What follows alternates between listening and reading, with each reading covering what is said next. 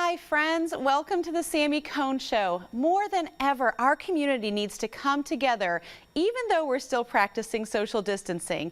And if you and I are wondering how to feel and act these days, you know our kids are feeling it too. So today my guests are going to help us navigate how to talk to our kids about some difficult and important topics, as well as how to stay engaged and give back this summer. First, I'll show you how to get a free haircut and help kids with hair loss. Then, I'm talking to Scott Hamilton about his new children's book. And if you're looking for a new way to get outside with friends and family while still social distancing, follow me to Gaylord Springs. And finally, I've asked a friend to join me for a conversation on how we can talk to our kids about racism. So open your minds, grab a mug of your favorite beverage, and get ready to learn and laugh along with me and my friends. From the News Channel 5 Network, this is the Sami Cone Show, sponsored by Soundwaves at Gaylord Opryland. As much fun as I had bringing you the Sami Cone Show from home last month, it's been good to start getting out and about. Speaking of getting out and trying some new things, do you notice anything different about me? Believe me, this isn't just any haircut. Allow me to explain. Are you tired of your quarantine hair? Are you tired of being at home feeling helpless and wanting to help those in need? Are you short on cash to do any of the above? Don't worry, I have a solution for all of those. Today, I am going to show you how you can get your hair cut for free when you donate it to kids in need. I'm at John Allen's salon, and I'm going to be getting a free haircut to help children with hair loss. When you donate at least 8 inches of your hair, not only do you get a free haircut, but you know that you are helping kids that are losing their hair due to medical reasons. Jennifer, tell us about the 2 different services you offer here if people want to donate their hair. I sure can. We do 2 services here. One is an in-salon service for adults that are losing their hair due to medically related hair loss. So our stylists are trained to help them find a topper or a wig that works really well for them. The second one is the donation process, which we're super excited to have you here today to do that. But something just a little playful. So for anyone wanting to donate hair, as you mentioned, 8 inches of hair to donate, and it goes to an organization called Children with Hair Loss. And so they work to provide wigs for children who are 21 and under who are also losing their hair for medically related reasons. And I know there's a lot of myths about not being able to donate your hair if it's color treated or if it's gray. That's not true though, is it? Correct? Correct, which is one of the reasons, another reason why we partner with them. So your hair can be colored, your hair can be gray. If it is lengthy and you have 8 inches to donate, they will take that. And here at John Allen, you're following all the CDC guidelines for anyone wanting to come in for a style and treatment. Absolutely. Masks on, of course. We have space between all of our stations. We are very much adhering to the guidelines, but we are open for business and ready to have people walk through our doors. So yeah, I just kind of come above here and I'll do one at a time. After that, I'll kind of take the sides and even it out. Ready?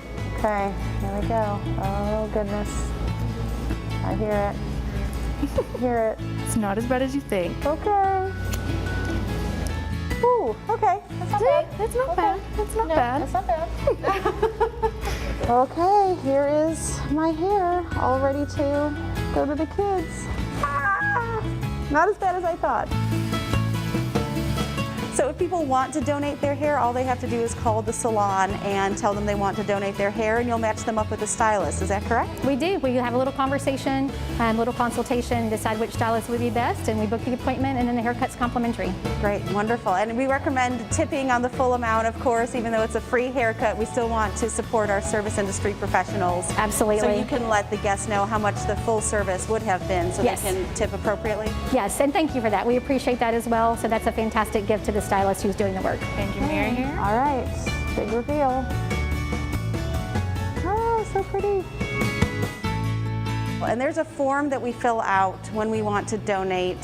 What do people receive after they donate? They get a certificate in honor of their donation, which is fantastic. There's also a way to give back to the program as well, since Children with Hair Loss is a nonprofit.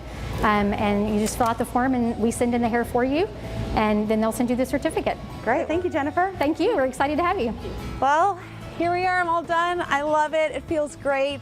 Remember, I love a freebie as much as any girl, but please tip your stylist on the full amount of what the haircut would be. We want to support all of our service professionals. If you're looking for a way to help others feel great about yourself, think about getting a haircut. to donate to kids in need. That's it. Thanks, guys. We all experience disappointment and failure, but my next guest says what we do with that is what determines our future. I'm talking today with Olympic gold medalist, best-selling author, and let's not forget husband and father, Scott Hamilton. Scott, welcome to the Sami Cohn Show. An honor to be here. Thank you, Sammy. This is fun. Well, I wish we were here in person. Obviously, we're experiencing a little bit of an interesting time right now. I want to ask, how are you and your family doing right now? We've been good. We've just hunkered down and we've been successful in staying away from this little virus that's been going around our world. And we pray for the families that have been affected by this. And we just want to be a part of the solution and not part of the problem. So we're doing our absolute best to stay close to home and to, we just got our new designer masks, which is really fun. Very nice. So that'll be the next big fashion statement is, masks. Well, I know many people look We're just to you doing the best we can like everybody else, right? Right. You are such a fashion icon, of course. I mean, I was going to bring out some past outfits. Are there any that you wanted to show us today, or we're going to leave those in the 80s? Well, I think we just, remain looking back with our imaginations and, mullets and spandex, and we can just, do it that way. Move forward. Yep. Well, speaking of moving forward, you have a new children's book that I want to talk about in just a second, but I would be remiss if I didn't ask you about some of your other best-selling books. I mean, you really have such a knack for talking about overcoming hard things. I mean, from your health struggles to just, things that we experience every day. I mean, you are a real human being that experiences things that we all do. What is it in you that has driven you to become a champion and yet, learn how to overcome those failures as they come? Honestly, it's just putting one foot in front of the other and getting up when you fall down and all those things that you learn from skating. It started way, early in my childhood where I was in the hospital for those 4 years, in and out, hospital. And so I kind of got used to the idea of being sort of approached with needles and pins and all kinds of things to, just sort of figure out what was wrong with me. And then, later I got into skating and, life kind of went back to normal, then cancer. And then life kind of got into a new next normal with, marriage and family, and then brain tumor, and then brain tumor, and then brain tumor. So I'm kind of used to the idea that our bodies are incredibly vulnerable to all kinds of things, but phenomenally resilient. But ultimately temporary. Mm-hmm. And so I just try to keep my eye on knowing that my days are numbered. And that sounds kind of pessimistic, but it's not. It's just life. And trying to, get as much joy as I can out of every single one of them. Well, I appreciate your attitude, and you've written a new children's book that really talks about how to help kids deal with cancer called Fritzy Finds a Hat. And Brad Paisley illustrated this. Can you tell us, why did you find the need to write this? I mean, besides the obvious, what was the gap that you were trying to fill with writing this book? Well, an obvious one, right? When parents, the statistics are alarming, and that's why I do the work I do with my CARES Foundation. It's 1 in 2 men, 1 in 3 women in this country will be diagnosed with cancer. And, it's not just one person going through the cancer. Everybody goes through it with the person, that is going through chemo or radiation or surgery or whatever the treatment option may be. Hopefully there's a immunotherapy for them or some sort of natural therapy. But, how do you interact with your family? How do you prepare your children? How do you do all those things that are, really necessary to keep the family structure intact and to have everybody, be a part of the solution again and not just sort of being stuck with the problem. And so we realized that, I've told the story many times of how my mother came home in a very upbeat, very, kind of sing-songy way and just said, "Hey, everybody, family meeting. I just got a doctor's appointment. I've got an illness called cancer." And she was smiling almost the whole time she was talking. And I was like, wait a minute, I thought cancer was really bad. This was, in the 70s, right? But she wouldn't like allow us to feel any stress or anything else. She just sort of said, hey, no, I'm going to have some medicine. I mean, I feel good. I'm going to have maybe some surgeries and whatever I need to do. But in the meantime, I'm going to need some help around the house. And so she, instead of putting her illness on us, she gave us marching orders of how we can participate in a really positive way in the family. And I was like taken aback by that, because it was like, with all my health stuff and with all, kind of my family and my children are young. And, when I came home with the last brain tumor, my youngest son, he was 6. Mm-hmm. He said, he goes, is your brain tumor back? And I go, it is. It's all about how you present it. It's all about how you present it. And so in Fritzy Finds a Hat, getting to that, it's like, mom comes home and says that she's going to, like the way my mom did it. And actually, I made sure that the illustrator, Brad, did a lot of the illustrations, and we had another artistic director. And my mom looked kind of like a June Cleaver, and it was like, no. My mom was a 4x4. Yeah. And, we need to kind of, and so, Fritzy's thing is that he wants to help his mom. He just wants to help her in any way that he can. And he realizes the best way to do that is to help her find the perfect hat for when she loses her hair, to the medicine that she'll be taking. It's a beautiful and whimsical story that deals with something really hard in such a wonderful way. I wish we could talk about it more. Scott, thank you so much for joining us today. I want all of you to check out Fritzy Finds a New Hat and look at Scott's Cares Foundation. Scott, thank you. We'll be back in just a minute. Sammy's savings tip for today is to borrow before you buy. One positive thing that has come from this time of quarantine is that everyone seems more willing to try new things. But before you rush out and buy a new musical instrument or piece of sporting equipment, it's worth asking around to see if you can borrow it from a friend or neighbor. This is especially true for kids whose excitement wears off quickly. Speaking of trying new things and borrowing sports gear, I found a new way to get out and get active as a family that I never would have thought of before this season. Let's take a look at my new hobby. Do we still say 4? Yes. 4. Did you know that golf has been deemed an essential activity? I couldn't think of a more beautiful spot to practice social distancing with friends and family and get some activity in our lives. I'm here at Gaylord Springs, and whether you're a first-time golfer or maybe just need to brush off those strokes, I'd like to invite you to check out all that Gaylord Springs has to offer. Come take a tour with me.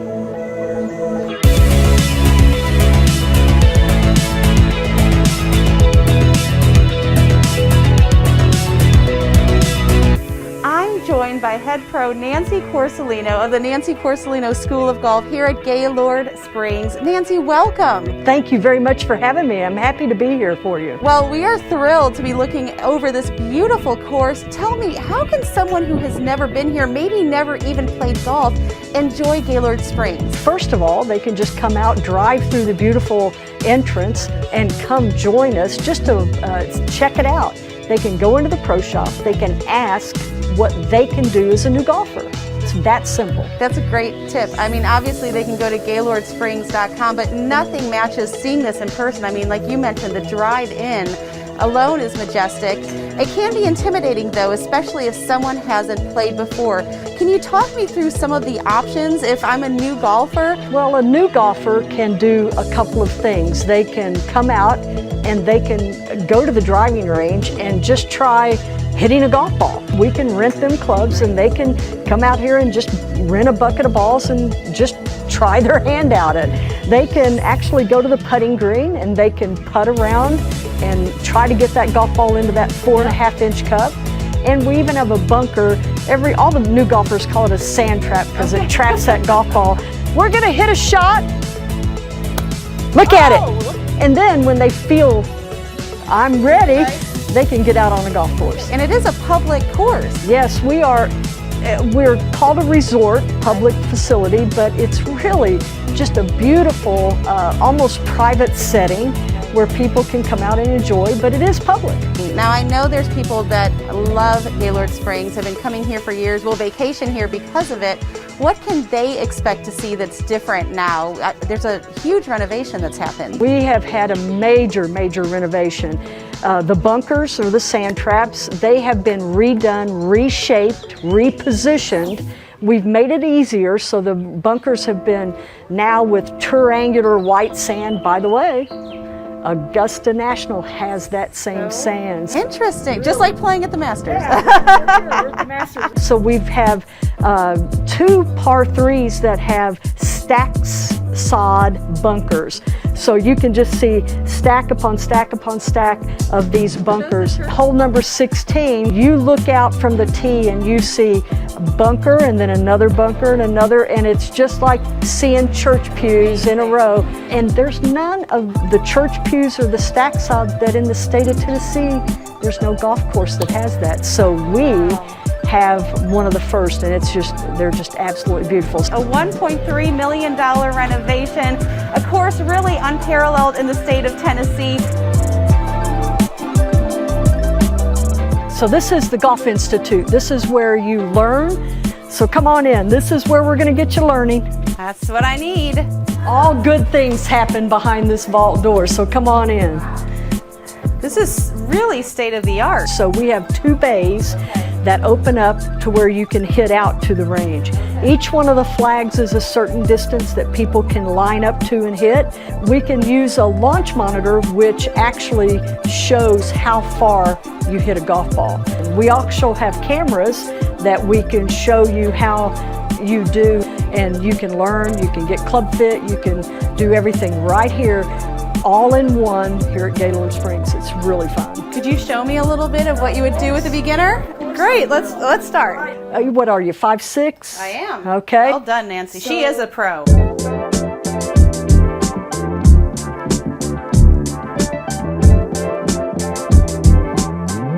Look at that follow through. Isn't that great?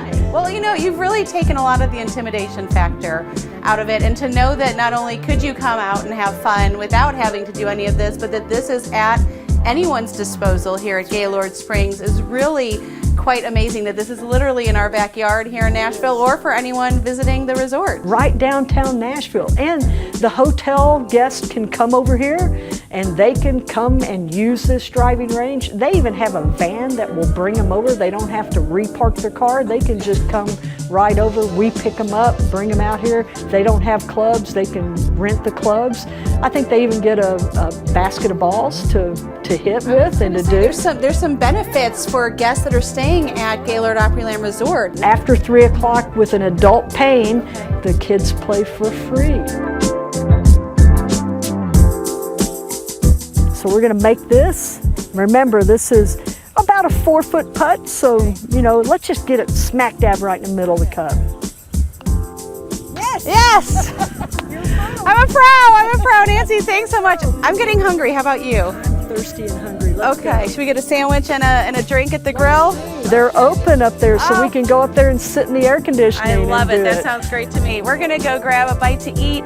If you want to come visit Gaylord Springs, just head on over to GaylordSprings.com to book your tee time or find out more information. You ready? I'm ready. Great, let's go.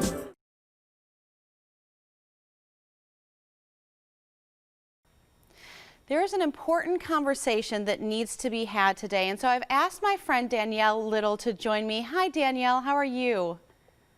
Hello, Sammy. I am good. Thank you. Well, I appreciate you joining me. I mean, a conversation needs to be had about race. It should have been had already, but especially when it comes to talking to our kids about racism. You've said some really wise things just to me as a friend, and I really wanted you to share that with our audience. Can you just talk about why this conversation is so important now? I think this conversation is important now because we haven't had the conversations before. And I think that that's what's brought it to this point. I think now that it's out in the open and now we are addressing it, then we continue the conversation, and then we have those tough talks with our friends and with our colleagues and with our families. And I think that because before we felt uncomfortable talking about it, we didn't talk about it. And I think the problem never went away. So I think now with it being the headline pretty much every day, people want to engage. They want to have that conversation. And I think that this is the best time to do it while it's still on everyone's minds and thoughts.